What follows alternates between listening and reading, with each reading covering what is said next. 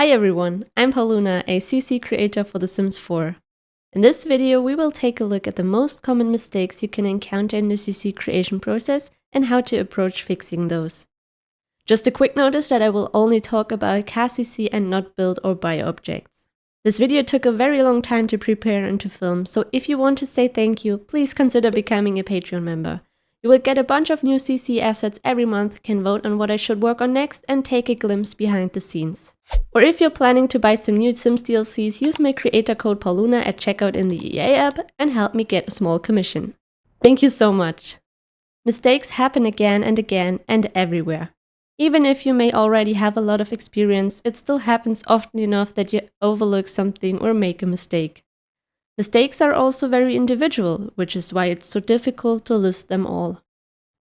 For this video, I have compiled the most common mistakes from my experience and also from the experience I have gained on my Discord server from people who have come to me with all kinds of problems. I want to show you these problems and give you a reasonable solution.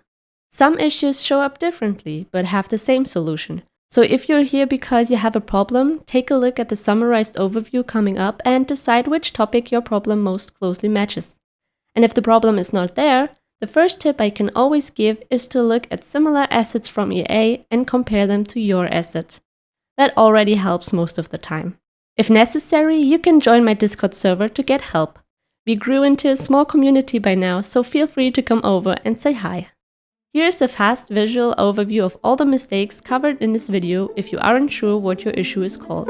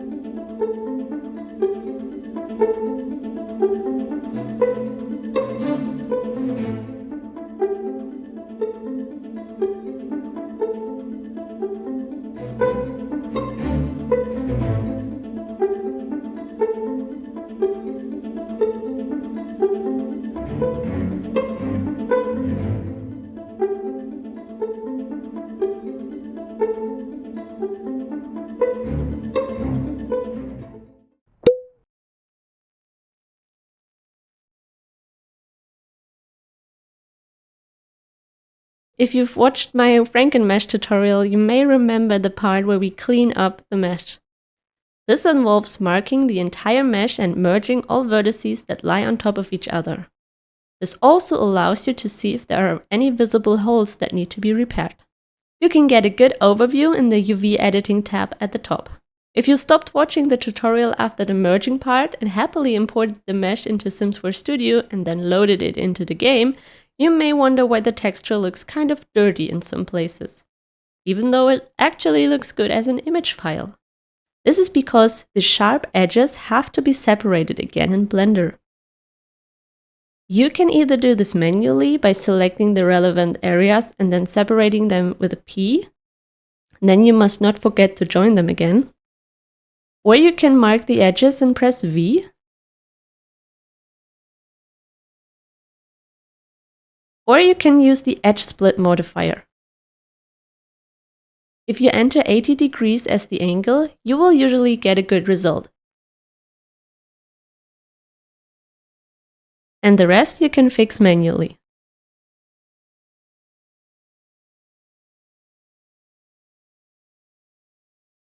Now the texture looks clean.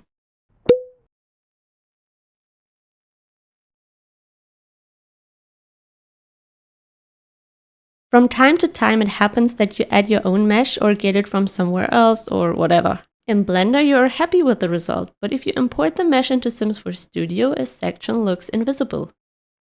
This is due to so-called backfaced normals. The mesh is virtually there, it is just turned inside out so that the texture is not visibly on it. You can check this in Blender by opening the arrow at the bottom next to the Show Overlays symbol and checking Face Orientation. All faces that point outwards, that is, everything where your texture should be visible, is blue. And everything pointing inwards is red. To fix, simply select the red faces, preferably in face selection mode, and then click Shift and N. If nothing happens, open the small window that appears and check the box. If everything is blue, you have solved your problem.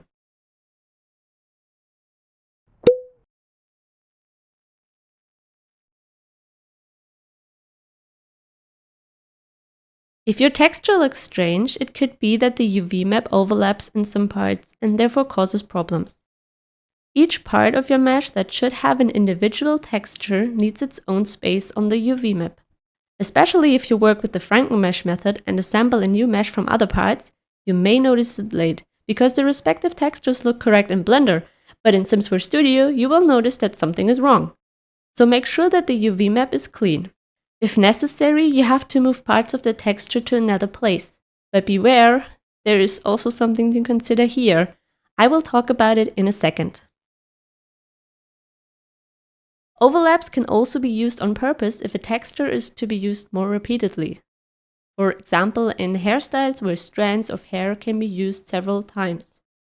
You decide what's best in your case.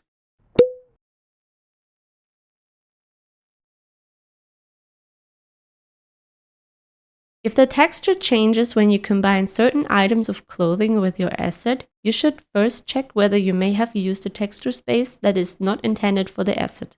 Sims 4 cast asset textures are built up as follows. So if you create a top and part of the texture uses the bottom texture space, then it is possible that your top will be partially visible on pants or legs in general. Make sure that your texture, including your UV, is not in other areas. You can export the UV layout to help you get your texture done.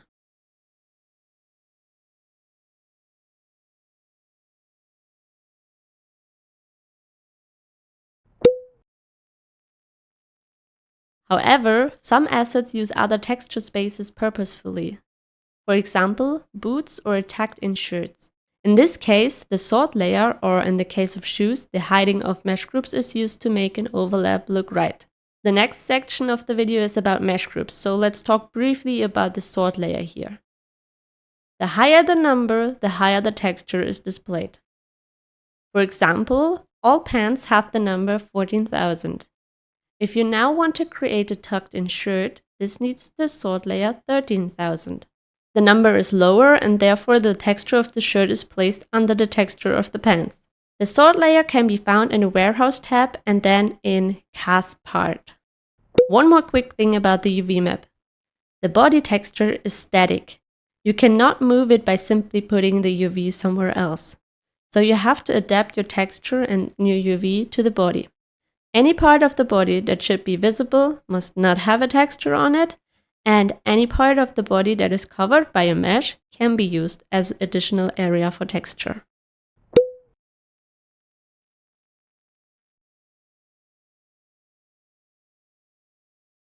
If your mesh looks good in Blender but then looks completely different in Sims 4 Studio, you have probably either forgotten to enter the cut number, or the asset you used to create the package file does not have the required number of mesh groups to match your mesh. It is always important that your mesh has the same number of mesh groups as the asset in Sims 4 Studio.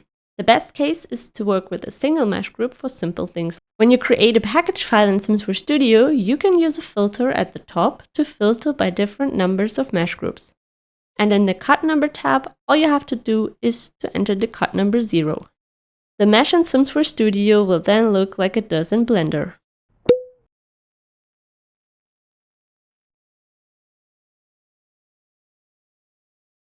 Long pants and dresses are a special case. If you use the one mesh group method here, you often have the problem of shoes showing through in the game. Of course, we don't want that. In this case, take a similar asset from Sims 4 Studio. For example, these long pants in my case. If I now append them in Blender, I can see that they consist of 4 mesh groups. I now have to do the same with my pants. I look at where the pants are divided and then separate these parts into their own mesh groups. Then I look at which cut number the individual parts have and enter them in my mesh groups.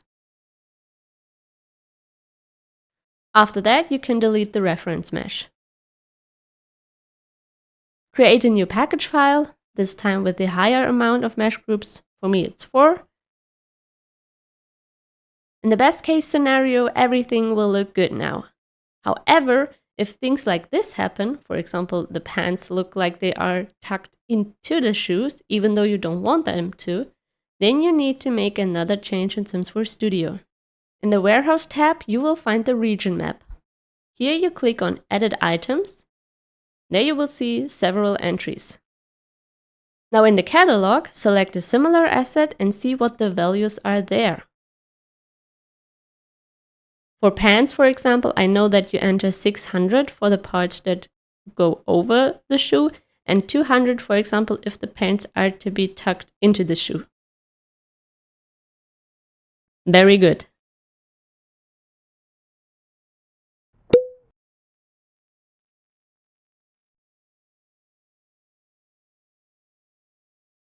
There are 3 different types of hats in Sims 4. Some that cover the entire head, some that cover half of the head, and some that cover half the head at an angle. If your project does not hide the correct section of hair, check out the region map in the Warehouse tab. In the Entries line, select Edit Items. You will now see 2 entries on the left-hand side. Select a head in the cast catalog that should act like your head and look at the entries there. You can then use these as a reference for your project.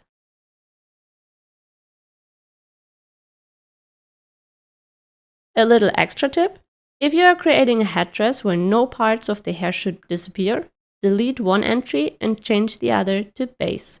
This will leave the hair as it is.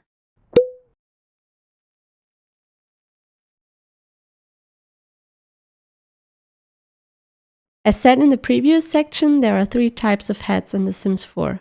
Depending on the head the sim is wearing, some parts of the hair will disappear so that the head looks good. If your hairstyle clips through the head, you probably forgot to create the head chops.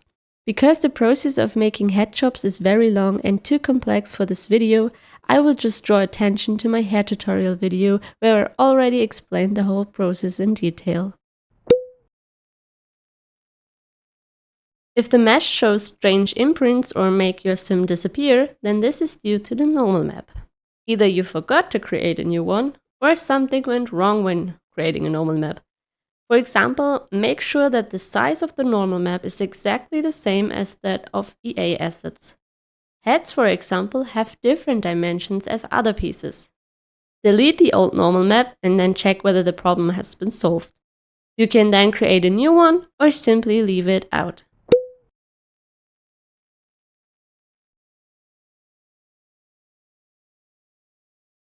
The shadow map can also sometimes cause problems. If you export and edit a shadow map from Sims 4 Studio, you will notice that it has a transparent background. If you then import the shadow map with this transparent background, the problem with black stripes occurs. The solution is to simply add a white background. Import it again and the issue is gone.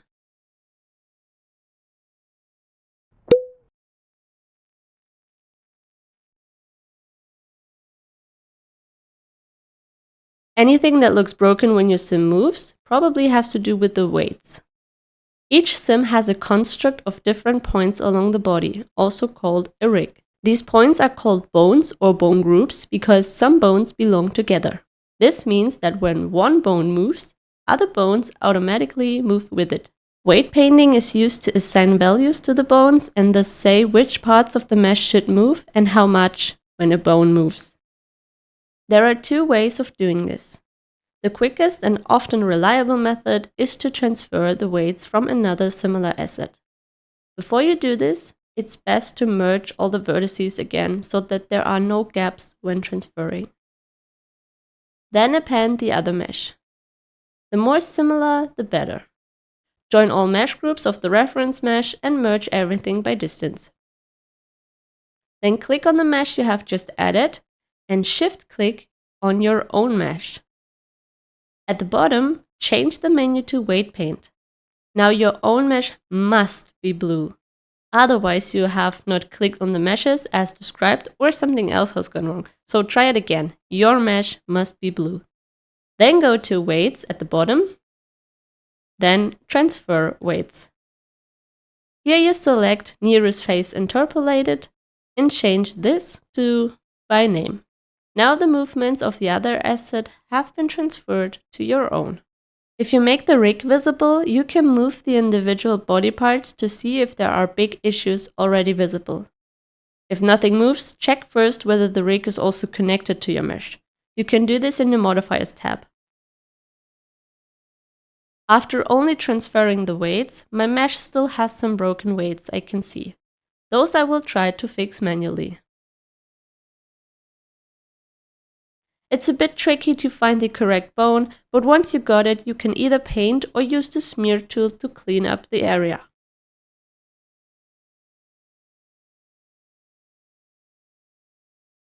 I also can recommend the gradient tool for some use cases like you can see here. Just make sure that the gradient isn't touching the fingers, for example. Once you're done, click on a point in the rig in pose mode, press A to select all of them, and go to Clear Transform and select all in the pose menu. Test your mesh now, and if you're happy with the result, don't forget to clean up the mesh again to avoid the shadows at the edges.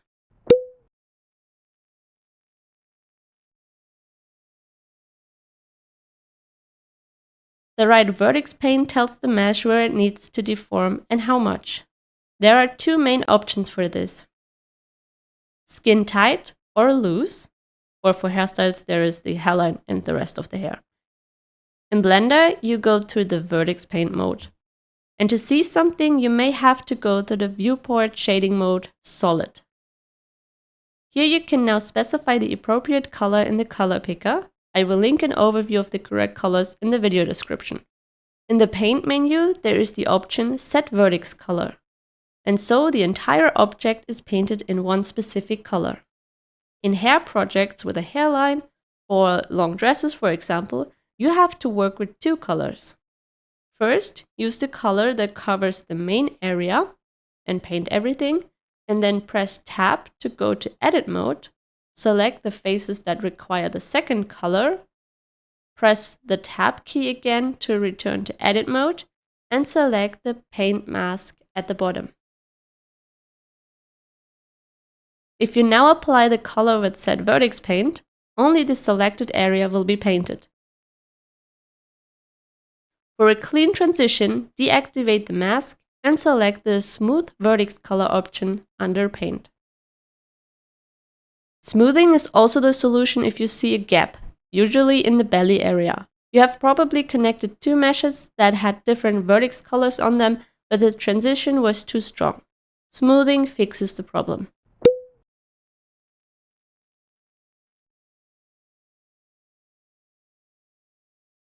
Now again, to show you how it's done with hairstyles. Cover the whole mesh in the color for hairs. Then select the hairline and the inner circle of the head. I guess all hairstyles have such inner circle. Now activate the paint mask, get the color for the hairline, and set the vertex paint. Deactivate the paint mask and choose Smooth Vertex Color. Very good.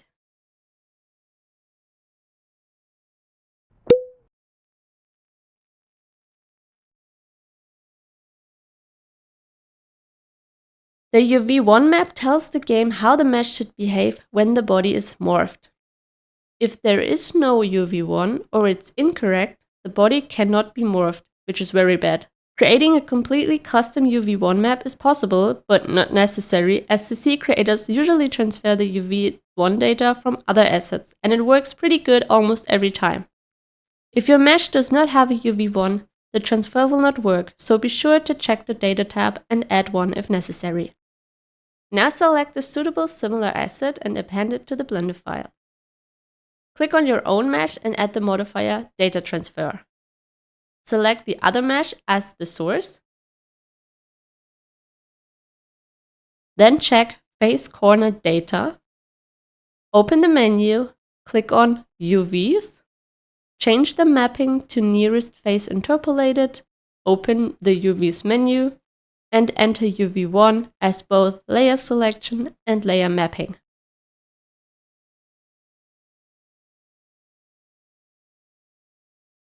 Your mesh should now adapt to any body shape.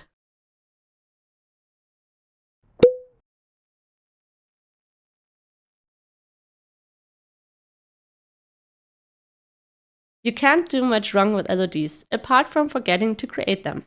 For example, it often happens with hair conversions that you may still see the floating original version, or a completely different item of clothing than the one you created. LODs can be easily created in Blender by using the decimate modifier, checking the triangulate box, and then going down in steps, saving, importing, going down further, saving, importing, and so on. Yay! We made it to the end of the video! Thank you so much for watching and good luck fixing your issues. Bye!